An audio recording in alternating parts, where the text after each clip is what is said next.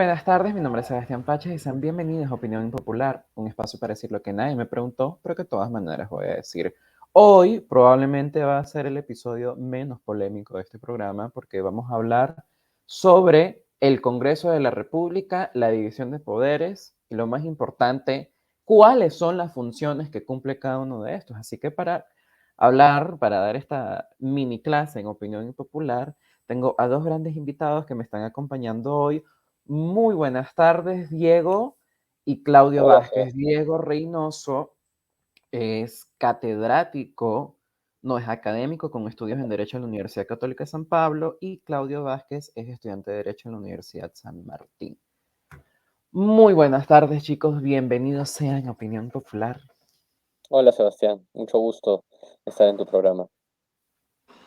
¿Qué tal, Sebastián? Mucho gusto. Gracias por permitirnos este espacio para poder intercambiar ideas y pues informar un poco más a los jóvenes y a la demás resto de sociedad que nos está utilizando. Muchas gracias, Claudio. Bueno, para ir directo al grano, yo quisiera empezar con un mito, o primero desmentir un mito que circula bastante y que escuchamos incluso de los más ilustres intelectuales, y es que dicen que la vacancia es golpista. Entonces yo quiero preguntarte, Claudio, ¿la vacancia es golpista?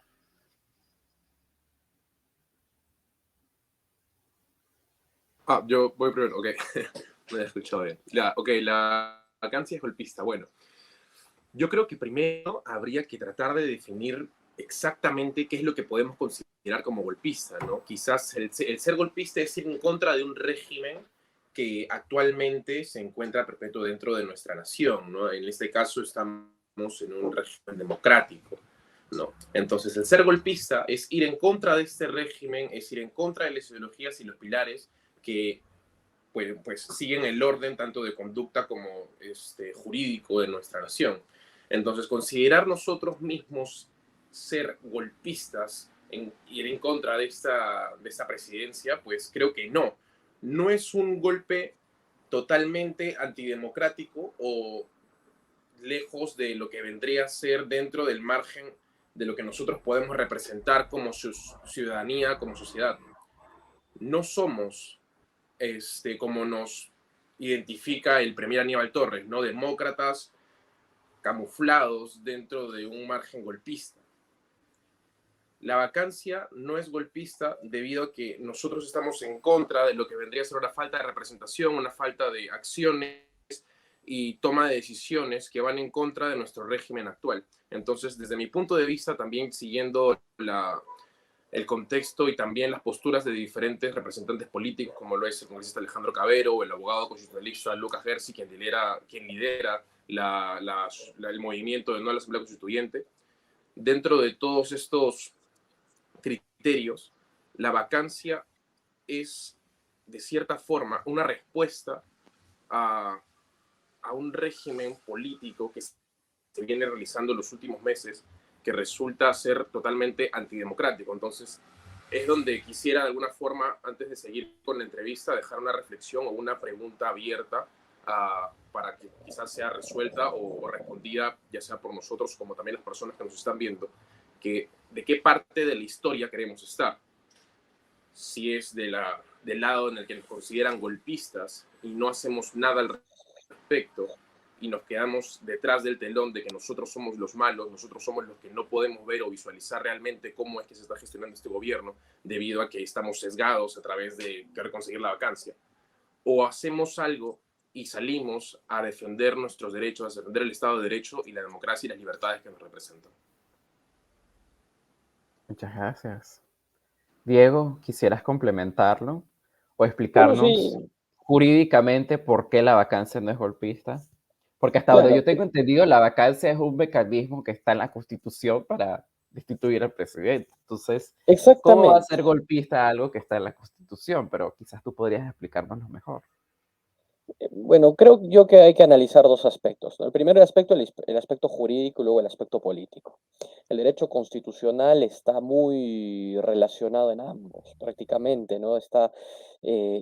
Participa en la interacción de lo jurídico, de lo legítimo de lo constitucional y de lo político y también de lo ilegítimo, ¿no? La política prácticamente nutre el derecho en la parte constitucional. Pero bueno, entrando más a fondo, la vacancia, los mecanismos de control político los ejerce el Parlamento de la República porque es parte de la función legislativa, es parte de la función parlamentaria. Ya desde antiguo, ¿no? Los parlamentos, los consejos estaban encargados de remover a los jefes, a los líderes, si es que estos no cumplían por lo menos los requisitos. Y la vacancia, en contraposición con el juicio político, pues tiene evidentemente esa connotación de removerlo en caso de que sea flagrante o vaya en contra de la dignidad de la institución presidencial, ya que los cargos demandan un estándar especial, como es el de la dignidad presidencial, como es el de la dignidad que debe de ejercerse en el cargo, la idoneidad para el cargo. Yo creo que por ese lado tenemos que partir. La vacancia se encuentra regulada en nuestra Constitución, en el artículo 113, y yo creo que lo que ya han llamado golpismo, esto, si ya pasando al segundo aspecto, pues es quienes llaman que es golpismo, ¿no? Vacar a un presidente. Yo creo que eso está directamente relacionado, pues, con aquellos que les ha gustado pontificar desde su espacio cómodo, ellos que les ha gustado ser los líderes de la verdad, aquellos que hasta nos han llamado profetas del Apocalipsis, inclusive. Y creo que es bastante polémico tratar de en catalogar o calificar la vacancia por incapacidad moral permanente como un acto de golpe de Estado. Si bien es cierto, es una cláusula numerus apertus, no es una cláusula de números abiertos, la vacancia tiene un sentido mismo en la fuerza de los votos. Hay que recordar que en una sentencia del Tribunal Constitucional, estando de presidente el magistrado Alba Orlandini y de presidente de la Comisión de Constitución, el congresista y constitucionalista Natalia Primo, se subieron los votos para la vacancia. Fujimori se vacó con votación simple. El Tribunal Constitucional dijo de que se vaque con las 2/3 partes del voto. Eso es una votación calificada, ¿no? Del número legal de sus miembros del Congreso de la República. Entonces, esta sentencia del Tribunal Constitucional restringe mucho más esta acción política de última ratio por parte del Parlamento para controlar a un ejecutivo de repente hasta dictatorial, pero que busca necesariamente removerlo del cargo por el daño flagrante que puede hacer. Y yo les pongo un solo ejemplo. Si conocemos que el presidente de la República, no sé, violenta a su mujer, por ejemplo, el caso de Susana Gucci, ¿no? La agarra y le pone corriente, ¿no? La electrocuta o cosas por el estilo, y se tiene la certeza, pues si esto es llevado al Parlamento, podría incurrir en la causal del artículo 113, inciso 2 de la Constitución, que dice justamente la permanente incapacidad moral del presidente de la República. Y yo creo que justamente existe esta cláusula de número abierto para que se cualifique la acción del presidente, o mejor dicho, se califique la acción y por la cualificación de los votos, o sea, por la cantidad de los votos, este sea removido del cargo. No tiene nada que ver Ujú. con acciones políticas ni consensos. Esos son pues estas perogrulladas, estas falacias de parte de estos pontífices de el mercantilismo, inclusive del clientelismo, de estos vividores de la cosa pública que nada bueno le han traído al Perú.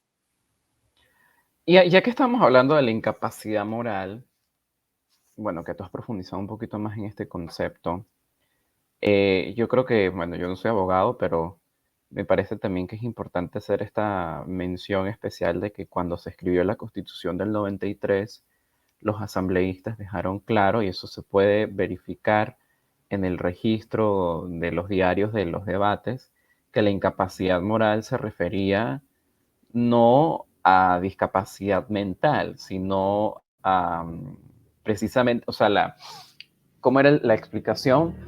Actos indebidos que cometa el presidente en ejercicio y que califiquen como incapacidad moral permanente. O sea, es un corrupto, choreó, robó, pero entonces, ¿por qué? Entonces ahí, bueno, Claudio, ¿tú por qué crees que la excelentísima congresista Susel Paredes dice que el presidente puede ser un delincuente pero eso no lo hace incapaz moralmente.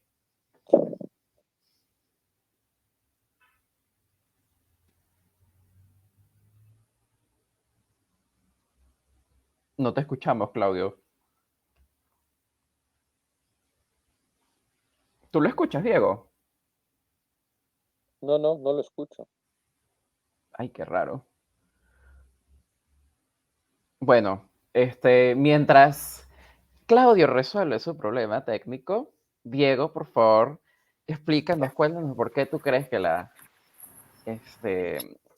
madre de la patria, Susel Paredes, dice que Castillo puede ser incapaz. ¿Cómo es que puede ser un delincuente? Pero eso no le hace, Incapaz. ¿cómo es que? Incapaz moralmente, ajá. Mira, yo creo que parte por un claro desconocimiento, una clara ignorancia en cuanto a derecho constitucional y el contenido constitucionalmente no protegido, sino desarrollado, ¿no? O sea, si una persona es delincuente, ¿qué dice delincuente? No hay que irnos a la RAE ni siquiera, un poco de sentido común, ¿no? Sería bueno pedirle a los congresistas un poco de sentido común, pero si queremos profundidad en el conocimiento, si queremos ahondar, ¿qué significa delincuente? Es la persona que delinque, es una condición, es una calificación que tiene una persona, un sujeto determinado por las acciones que comete. Entonces, si el presidente es un delincuente, evidentemente el delito tiene una capacidad antijurídica, tiene un elemento antijurídico.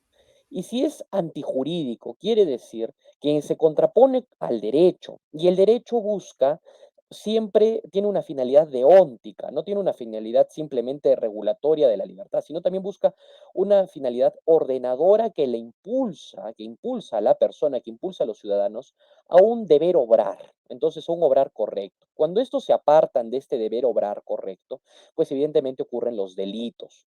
Y los delitos, pues, consecuentemente a la naturaleza antijurídica, merecen una sanción o pena. Ahí opera el jus puniendi, que es esa capacidad de sancionar que tiene el Estado.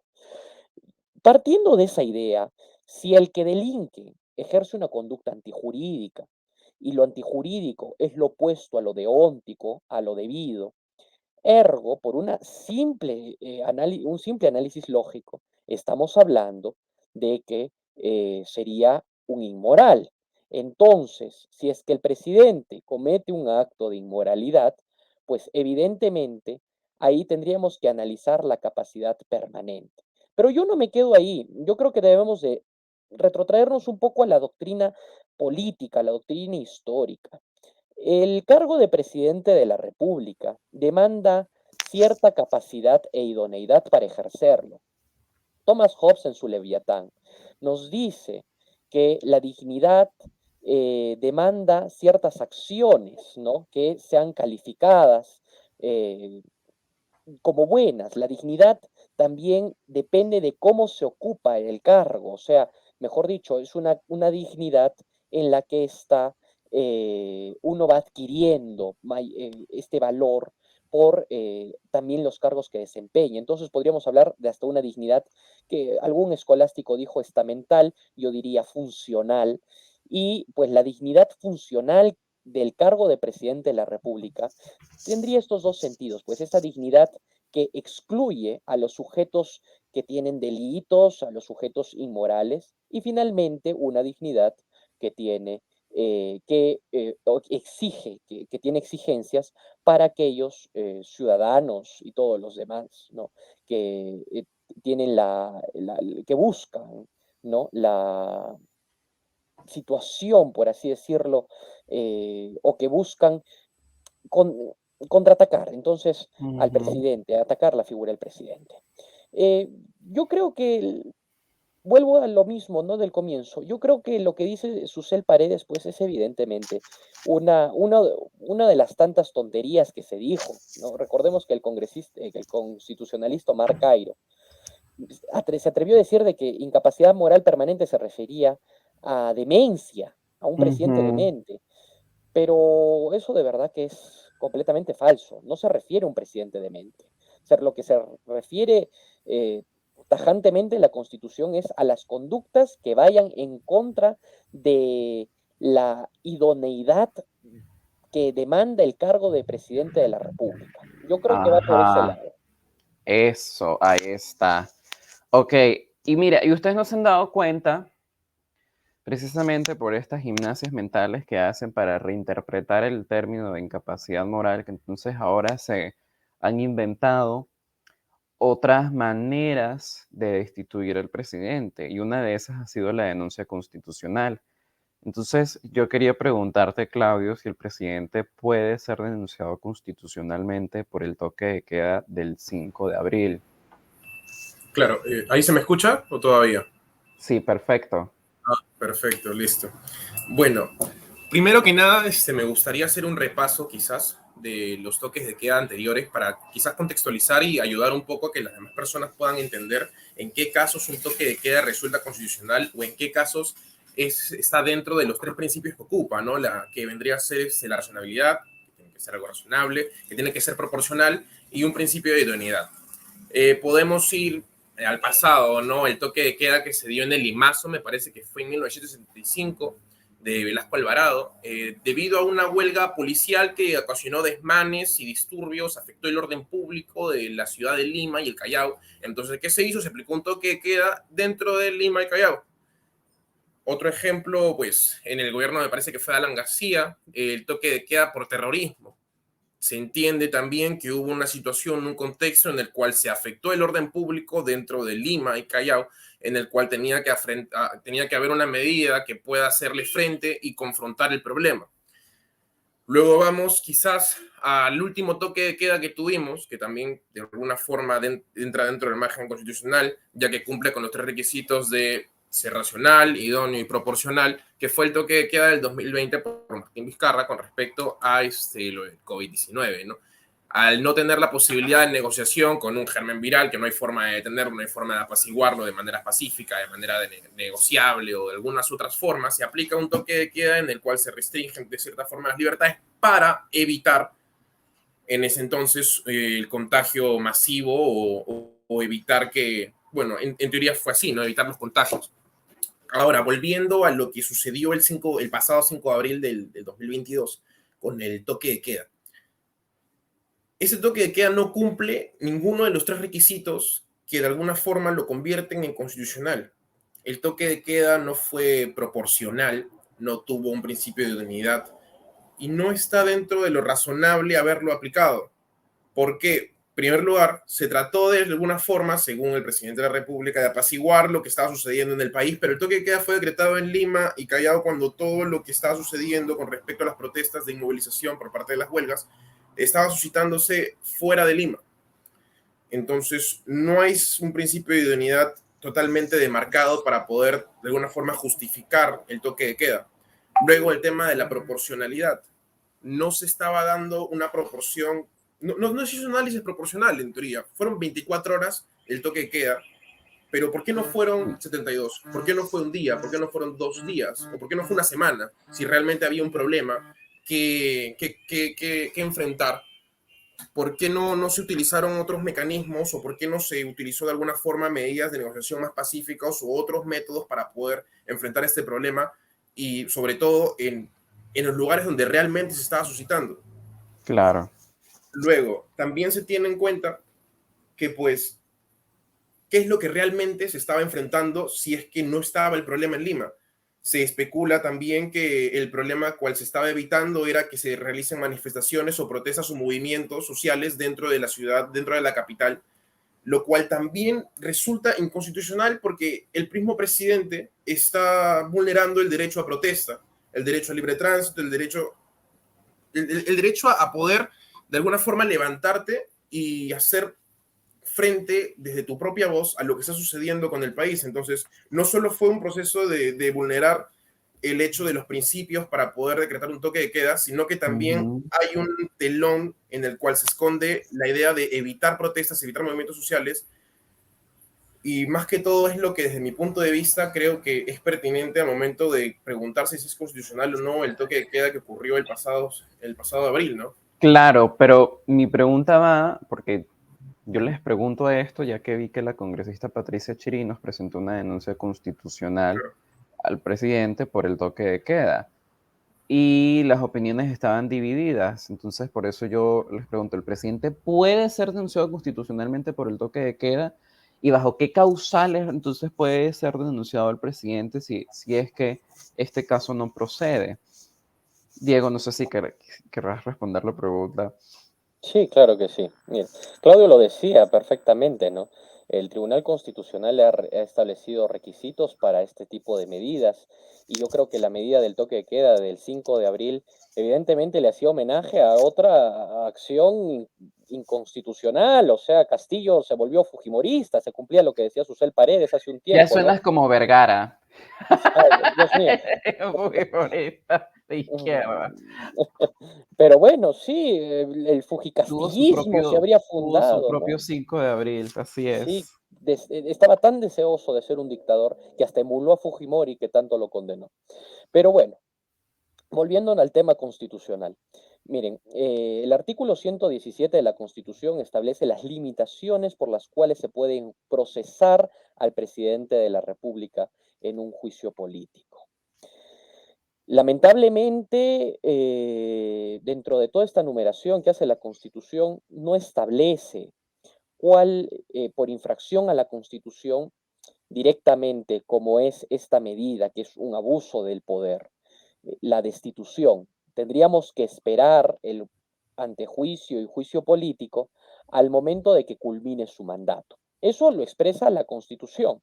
Así está expresado. El artículo 117 es bastante claro. 117 es bastante claro. Se le puede acusar al presidente de la República durante su mandato, pero eso no quita que se le pueda denunciar constitucionalmente. Recordemos que Pedro Castillo acumula ya 21 denuncias constitucionales que la comisión de la subcomisión de acusaciones constitucionales tiene que ir evaluando. Y aprovecho la oportunidad.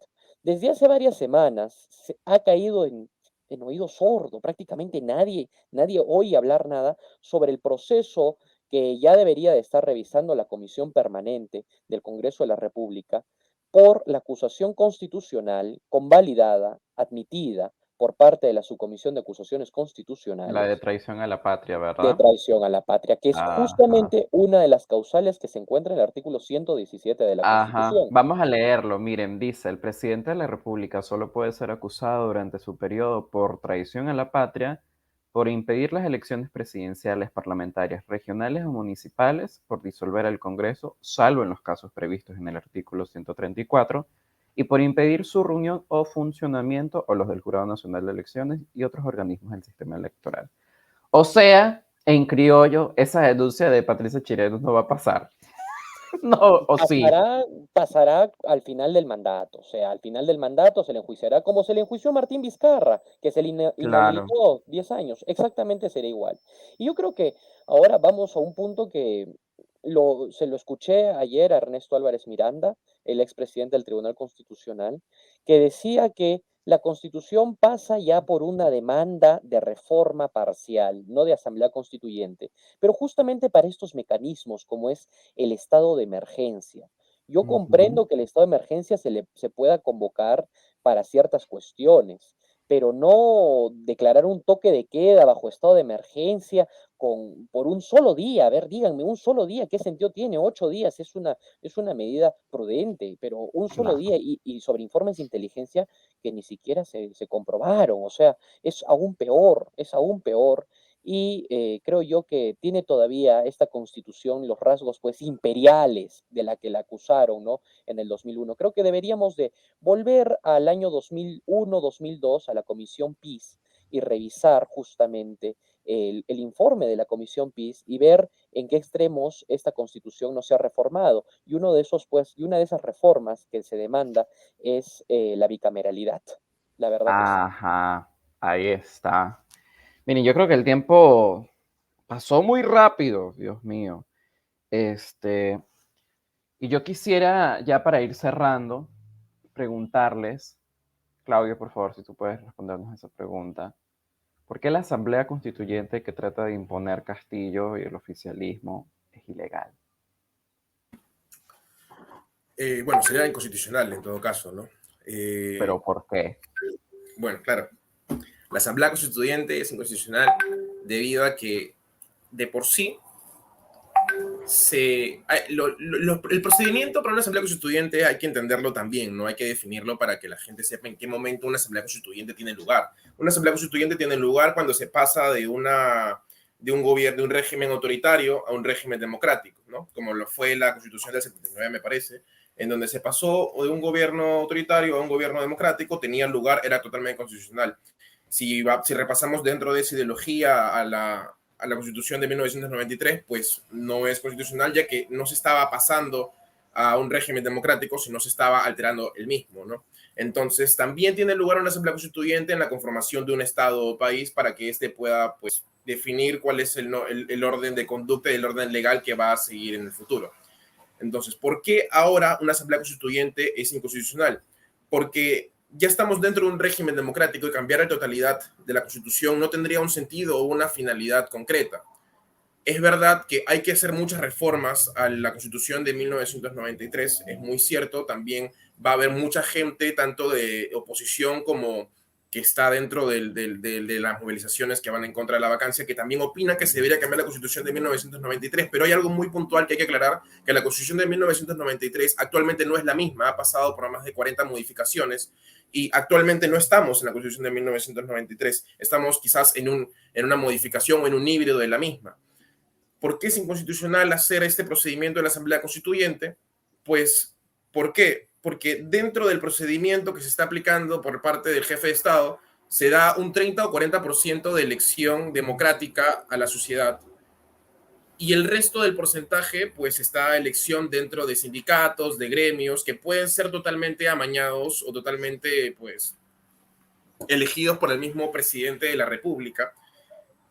Y pues O por el partido, claro. correcto. Entonces, no sería totalmente viable que la solución sea darle un poder totalmente autoritario al jefe de Estado, ¿no? Es como decir, vamos a resolver la democracia a través de la dictadura.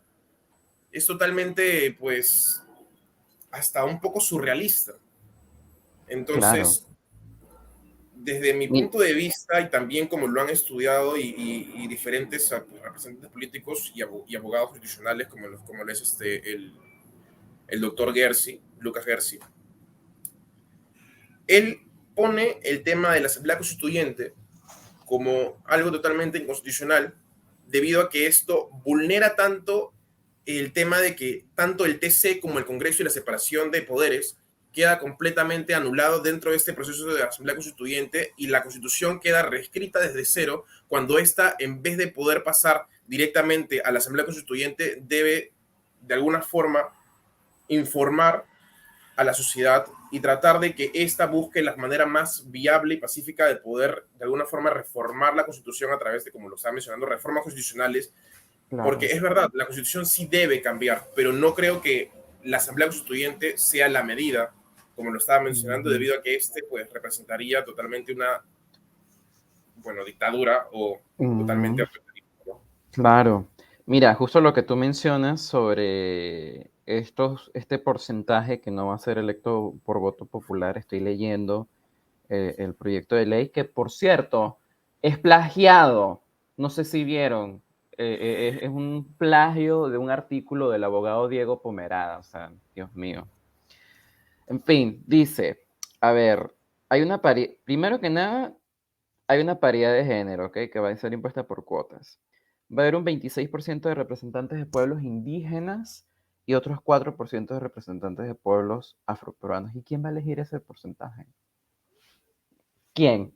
¿Los van a poner a dedo el partido? Perú Libre, Juntos por el Empleo. Seguro, eso es lo que... Porque entonces eso quiere decir que nada más el 40% de la asamblea va a ser electa por voto popular y no sabemos en qué condiciones serán esas elecciones. Pero bueno, ya para ir terminando contigo, Diego, ¿tú qué piensas al respecto sobre la constituyente? Bueno, la constituyente para mí ha sido simplemente una cortina de humo. La verdad, no es ahorita algo. Es, como lo dijo Enrique García el lunes, eh, es sinceramente la forma, la justificación que Pedro Castillo está buscando porque sabía que el jueves Carolín López iba a decir de que él lideraba la red criminal, bueno, el miércoles, perdón, la red criminal en el MTC. Y no solo es eso, sino que jurídicamente es imposible. Konrad Hess, el alemán que inspira a muchos constitucionalistas, dice que la constitución es un espíritu que da vida a la vida misma de una nación y que la constitución no puede permanecer estática siempre, pero también es dinámica. Entonces, como la constitución es dinámica, tiene que irse adecuando a las necesidades del tiempo. La constitución de 1993 es heroica porque ha logrado sacar al 30% de peruanos de la pobreza. La economía social de mercado funciona. Lo que no funciona es una autoridad incapaz, como es el presidente Pedro Castillo. Pero podemos mantenernos en el marco de la objetividad jurídica, teniendo en claro de que la Constitución tiene que ser reformada por sus mecanismos. Entonces, uno no hace una reforma constitucional para buscar una reforma total de la Constitución. Uno lo que busca es una reforma constitucional para solucionar o para adecuar la Constitución a las necesidades de una nación. Entonces, si las necesidades de una nación no se ven satisfechas con estas reformas constitucionales, habrá que ahondar en el debate y ver si es que es la incapacidad del gobernante o si es que es verdaderamente la constitución. Una constitución no le da de comer a la gente, la constitución no le consigue empleo a la gente. Lo que le consigue el empleo y le da de comer a la gente es Es la justamente la gestión. inversión, es la gestión, Mm. exactamente. Entonces, eso es lo que falta aquí. Y con esto quiero terminar. Ese 26% de pueblos originarios que tú estás comentando, Claro este que dicen 4% Ujú. de pueblos afroperuanos, para empezar, no existe ninguna circunscripción electoral para los pueblos afroperuanos. Hay que decirlo. Los africanos, los descendientes de africanos, la gente de tez morena, arribó al Perú durante el siglo XVI en adelante. No hay pueblos originarios afroperuanos porque en el Perú no habían africanos. ¿Por qué? Porque ellos llegaron producto del esclavismo y el colonialismo español y portugués. Entonces, partamos primero de eso. Hay que tener claro. Y luego en este 26%, el día martes, en Perú 21, salió una nota que hablaba de que la CONARC, este grupo que aglomera todas las rondas campesinas del Perú, estaría pues, ya habría conseguido por parte del Ministerio de Cultura la declaratoria de comunidad originaria o pueblo indígena. Y en estos momentos hay un proceso en la Comisión Interamericana de Derechos Humanos, donde el Perú evidentemente va a perder, que está buscando otorgarles el derecho de veto a las acciones del Estado. Estarían buscando otorgarles este derecho y el reconocimiento a las comunidades campesinas, a las rondas campesinas, como comunidades originarias. Y aquí se decantan tres problemas. El primero es de que van a participar en la constituyente. Dígame, Francisco Pizarro, cuando Ajá. llegó en el siglo XVI al Perú, llegó al Valle de Lima, llegó al Cusco, e inclusive Almagro se fue hasta la Araucanía, encontró algún pueblo que se llamara Ronda Campesina. Díganme, eso no es un pueblo originario. Las rondas campesinas se crearon en 1976. Entonces, partamos primero por el argumento histórico y antropológico y luego viajemos al derecho, porque si no estamos hablando mal. Si a mí me dicen que la constituyente van a estar los pueblos ashánicas, no sé, los pueblos aborígenes de repente, originarios, los Claro, ashánicas, pero los un yodas, rondero no califica como claro. una, claro, como un representante Y el indígena, Perú, ciertamente. como algún literato peruano dijo, el que no tiene de inga tiene de mandinga. Entonces, por favor, no hablemos de pueblos originarios y todo esto. No somos Suecia, no somos Alemania, o somos Croacia, o peor aún, somos Brasil, ¿no? No, no, aquí Claro. el que no tiene de inga tiene de mandinga. Entonces, que se hagan circunscripciones electorales para las ascendencias de cada ciudadano. Y finalmente, Exactamente. con esto quiero terminar. Lo que se está buscando es implantar a estas rondas campesinas, y es un hecho que yo estoy analizando mucho, porque después van a decir que hay que reivindicar sus derechos de propiedad y va a haber una segunda, tercera reforma agraria. Y con Mm. esto se fue todo, todo, se destruyó la producción agrícola, se destruyó todo. Y vamos a tener un segundo velasquismo, pero lo peor de todo es que no va a ser una dictadura militar, sino creo yo que va a ser una dictadura magisterial, en el mejor de los casos, porque Y Castillo, no se nos olvide que el gobierno quiere darles una nueva figura legal a las rondas campesinas para que claro, salgan de la zona donde la que se supone que están autorizados para trabajar, ¿no? Para que vengan a las ciudades. Finalmente, tenerlos como los tupamaros, ¿no? Esto es como una milicia civil a las órdenes del partido para claro, atacar a la oposición y perseguirla. Así que bueno, pero pero eso es otro tema para otra conversación. sí, sí, es muy maoísta, déjame decirte que Eh, eso es muy maoísta. Mao, claro, Mao es lo una cosa, planteó. bueno, pero alineado con el pensamiento de Perú Libre. Entonces, bueno, yo creo que hasta hoy hasta aquí llegamos. Ha sido un gusto tenerlos hoy en el programa. Muchas gracias, Claudio, por tu tiempo. Muchas gracias, Diego. Ya saben que Opinión Popular siempre está a la orden y bueno, hasta la próxima. Hasta la próxima. Chao, chao.